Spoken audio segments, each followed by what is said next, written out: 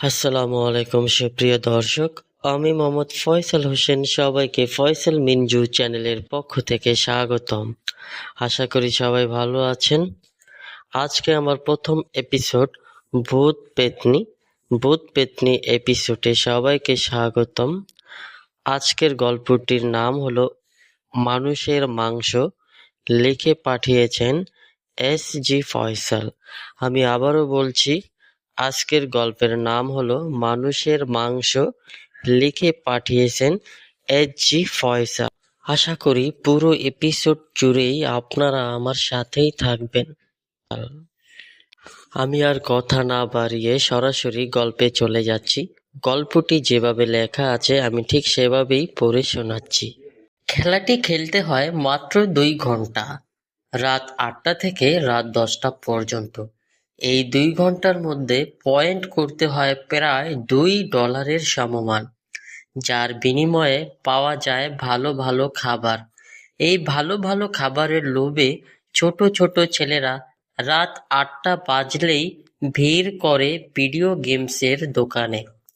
যদি $2 করতে পারে তাহলে খাবারের জন্য একটি টোকেন মিলে, আর এই টোকেন শো করে খাবার নিতে হয় রাত 1টায়। যেহেতু সবাই কম বয়সী, অত রাতে বাড়ির বাইরে বের হওয়া মুশকিল, তাই যারা একটু কম বয়সে বড় তারা চুপি চুপি বাবা মাকে না জানিয়ে ছাদের রেলিং দিয়ে পাইপে সেই খাবার খেতে যায়। তবে এই টোকেন সবাই একসাথে পায় না, প্রতিদিন একজন একজন করে এই টোকেন পায়, তাই খাবার খেতে হলে একাই যেতে হয়। যাই হোক, এবার আসি আসল ঘটনায়। ভিডিও গেমসের দোকানে নতুন একটি গেমস এসেছে। গেমটি খেলে $2 করলেই ফ্রিতে মিলে ভালো ভালো খাবার। সবাই খাবারের লোভে এই খেলা খেলতে আগ্রহী। একদিন অন্য এলাকার এক ছেলে এই ভিডিও গেমস খেলতে আসে। ছেলেটির এই গেম সম্পর্কে কোনো ধারণা নেই।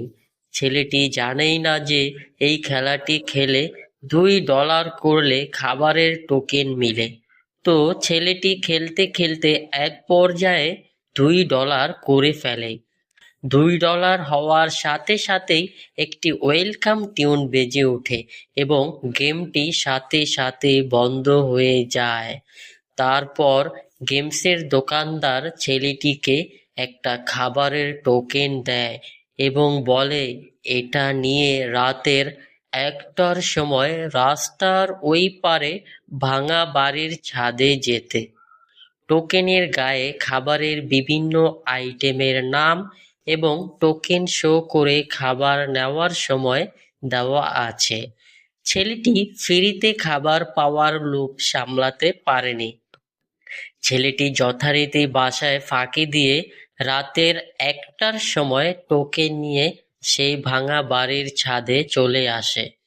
এসে দেখে ভাঙা বাড়ির পুরো ছাদে কালো রঙের প্যান্ডেল টাঙানো, ছোট ছোট 2টি বাতিও জ্বলছে প্যান্ডেলের দু কোণায়, কিন্তু স্বাভাবিক আলোর চেয়ে কম আলো।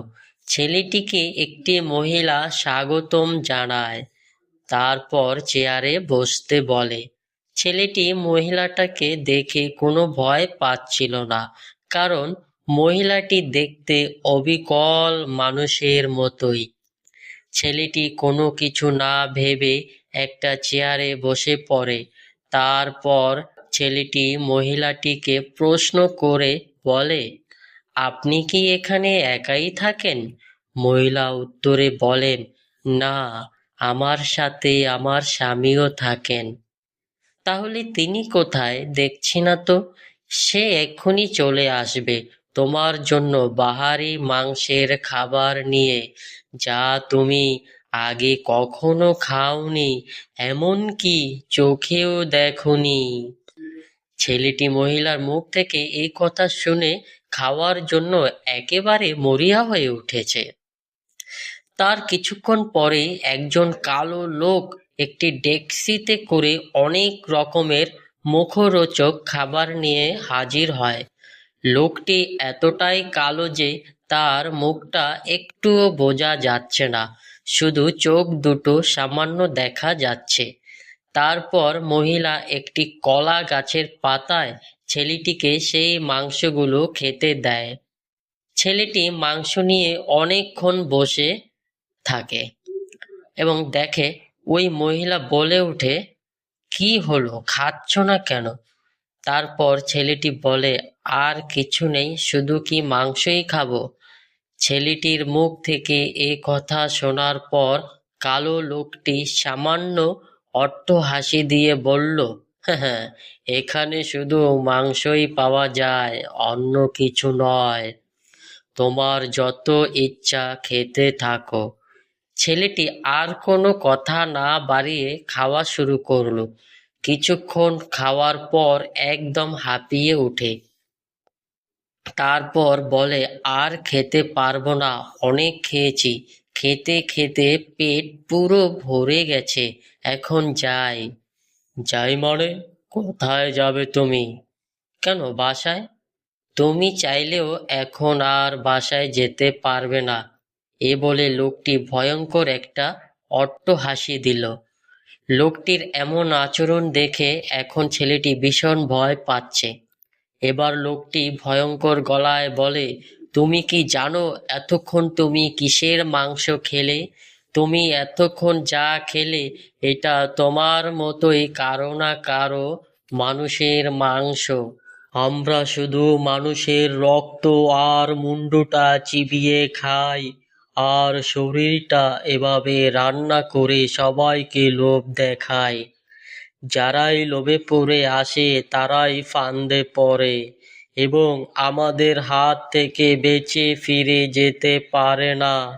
তোমরা ওই ভিডিও গেমসের মাধ্যমে মৃত্যুর টোকেন নিয়ে আমাদের কাছে এসেছো। মৃত্যুর আগে তুমি আমাদের আসল চেহারাটা একবার দেখে যাও। এরপর ছেলেটি যা দেখলো তা দেখার জন্য হয়তো কেউই প্রস্তুত থাকে না।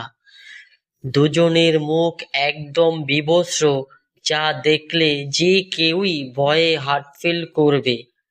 ছেলেটি এই বিবস্ত্র অবস্থা দেখে পিছনে ফিরে দৌড় দিতে নেয়। এর পরেই দুই পিশাচ মিলে ছেলেটিকে ধরে ঘাড়ের রক্ত চুষে খেতে শুরু করলো। পরের দিন ছেলেটিকে অনেক খোঁজাখুঁজি করেও আর পাওয়া যায়নি, এমনকি তার ডেড বডিটারও কোনো খোঁজ মেলেনি। সম্মানিত দর্শক শ্রোতা, এতক্ষণ মনোযোগ দিয়ে গল্পটি শোনার জন্য সবাইকে অসংখ্য ধন্যবাদ। এমন সুন্দর সুন্দর গল্প পেতে সবাই ফয়সাল মিঞ্জু চ্যানেলকে সাবস্ক্রাইব করে ফয়সাল মিঞ্জু চ্যানেলের সাথেই থাকুন এবং ভূত পেতনি এপিসোডকে আরও এগিয়ে নিয়ে যাওয়ার জন্য সবাই লাইক, কমেন্ট এবং শেয়ার করুন। সবাইকে আসসালামু আলাইকুম, ধন্যবাদ।